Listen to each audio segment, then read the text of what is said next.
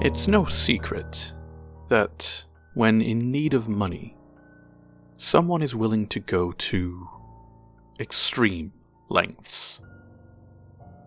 I'm not morally corrupt enough to murder, but I was still desperate to do things close to that. The divorce had been hard on me, and I wanted to get out of that house and just live on my own. For that, you need green. And my job wasn't paying enough for me to just wander off and change my address so quickly. In retrospective, maybe it wasn't so wise to look for a job on the dark web. Those pay the most though, and I didn't want to spend my time caring for some kid or old lady only to get paid $10 an hour. I started browsing whatever forum I could find and filtered my search so that I wouldn't have to kill anyone or sleep with anyone. After a while, I came across offerings of package deliveries and such things. Deliver this to this address, show up to this house, etc., etc. It was alright by me, but I didn't have a car, and I couldn't just walk for miles with suspicious boxes in hand. I finally came across this listing. Museum worker needed. $100 per hour. Temporary exhibition hosted somewhere in the suburbs. I checked the address on Google Maps and found some abandoned warehouse at the edge of town. I'd driven by it a few times, back when the family car was also my car.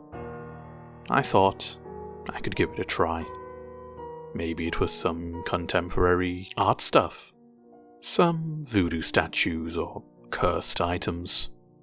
I didn't believe in any of that, so it really wasn't a problem to me. It said I had to be there during the week, from 11 AM to 5 PM, and Sundays were off. The exhibition would run for around 3 months. I quickly added up some numbers. $100 an hour for 6 hours a day, 6 days a week for 3 months. That would certainly cover for a deposit, and some second-hand car, I figured. That would be enough to help get me by. I ran through the possibilities of weird implications this ad might have. Maybe the museum was a front for human trafficking, drug dealing, or other illegal things. I don't even know why I said maybe. That was surely the case. I just had to be careful and not look into things too much. Or maybe the exhibition was hosted by some eccentric millionaire who wanted to display his dubious antiques.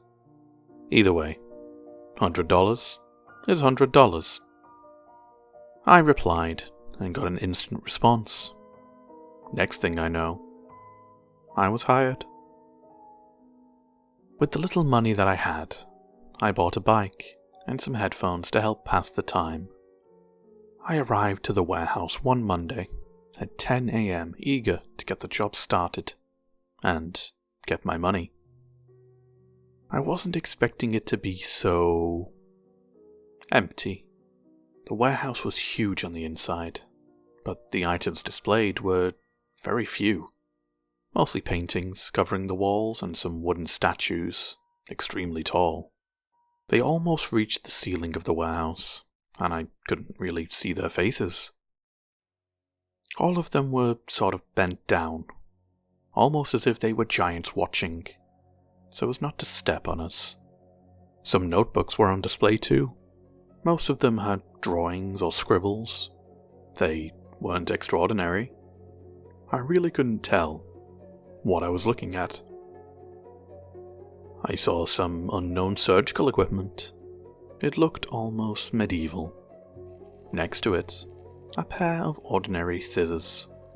I thought, at first, that it was ironic, or just a piece of art, but the washed-out lady that had led me in there told me that these particular scissors were authentic and extremely important. I couldn't really tell what age the lady was. She was Asian, her skin clear and luminous. Based solely off that, I could have guessed that she was in her teens. but her eyes moved around a lot and had a certain darkness that you only gain with age. Contrasting to her face, her hands were wrinkled and stained. Her hair fell in long threads on her back and was tangled towards the end. It looked unwashed. The most interesting part consisted in the last 3 items displayed on the opposing wall to the entrance. If I sat at my desk near the entrance, the wall was almost invisible, hidden in shadows. I didn't really understand why the lights were so dim. The lady explained that it contributed to the atmosphere of the exhibition. One of the items was a low, round wooden table. The plaque in front of it read, "The Hunger." The table was chewed and clawed at the edges. I think it used to be square, but the wood had been bitten off and chewed to the point where the corners were rounded. The teeth marks on the table were human. I figured it must have been some art piece. The other item was a pair of shoes. The plaque read, "The Shoes That Walked Home." They were old, made of leather, and worn out in impossible places, as if whoever had worn them had walked in circles continuously. The last item was an empty pedestal. Its plaque read, "Painter. Do not look when occupied." I stared at it for a while. Such an interesting concept, I mumbled, noticing the lady's unblinking gaze on me.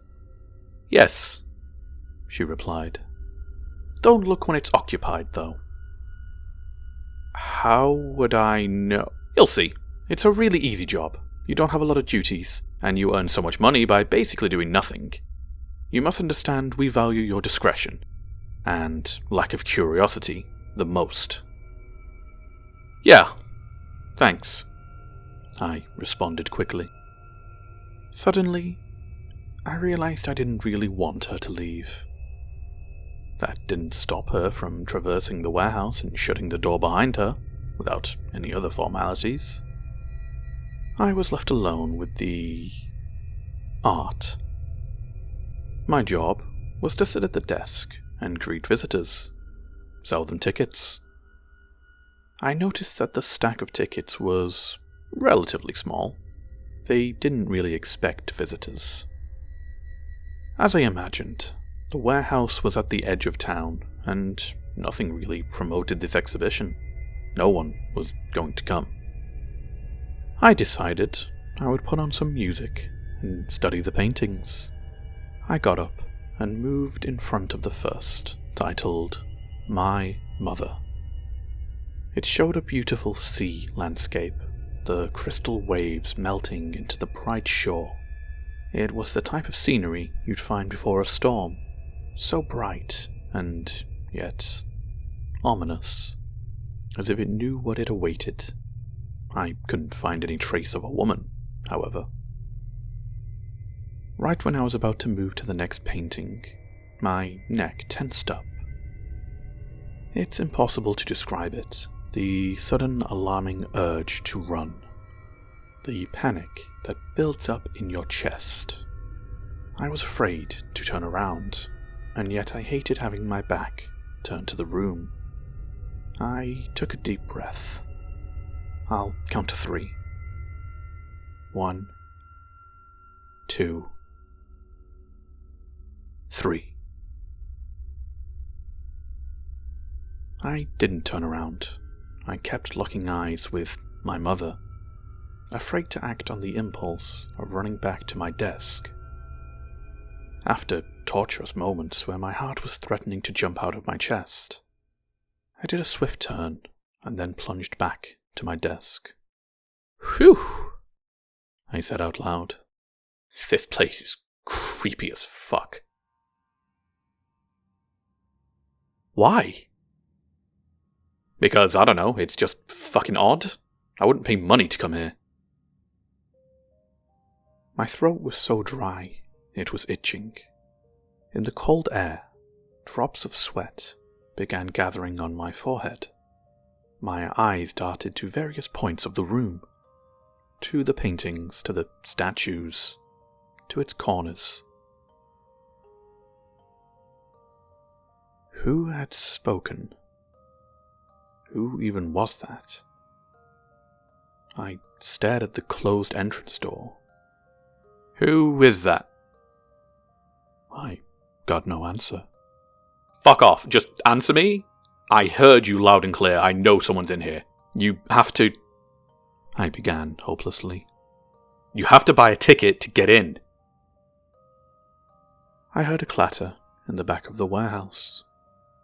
The hunger. The shoes that walked home. The painter. Did the pedestal refer to the one who made the paintings?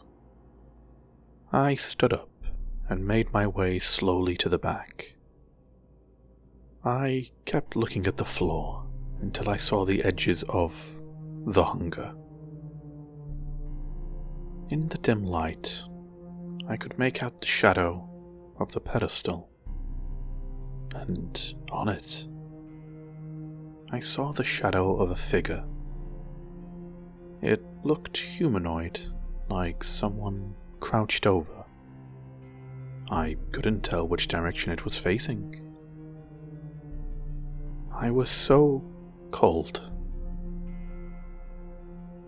I stepped back slowly, the way I came.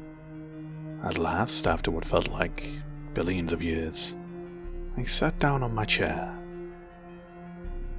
I spent the remaining time on my shift there, too disturbed to listen to music. At some point, I heard the faint sound of wet footsteps coming from the back. You know when you're little and you begin recognizing the walk of your family members as they're coming up the stairs? How you can distinguish between your younger brother's upbeat walk and your father's slow, heavy steps? These footsteps sounded as if these two patterns were combined, almost like limping. They went on for a few seconds and then faded without reaching a certain destination. I swore to myself that I would quit the next day. However, when I saw the bank transfer that night, I thought it wasn't really a bad job. It's not like I was being chased around or hurt in any way. I just had to sit down. I dreamt, however, of those footsteps reaching me at last. It's Tuesday, and as I'm writing this, I can hear them faintly in the back. I just hope that they appreciate my discretion. I wonder if the hunger and the shoes that walked home are connected in some way. But they don't pay me to be curious.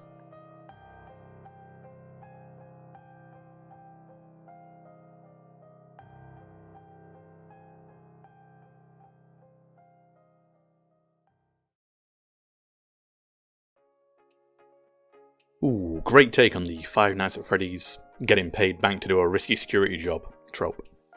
Giving real strong Night at the Museum and SCP vibes for me. Hell, I wouldn't be surprised if there is already an SCP of exactly this out there. And if so, I gotta find it.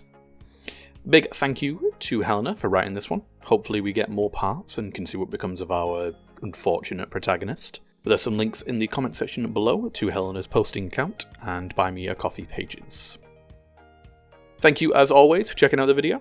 I hope you all have a fantastic day, and I will see you all in the next one. Until then, make sure you all keep it spooky.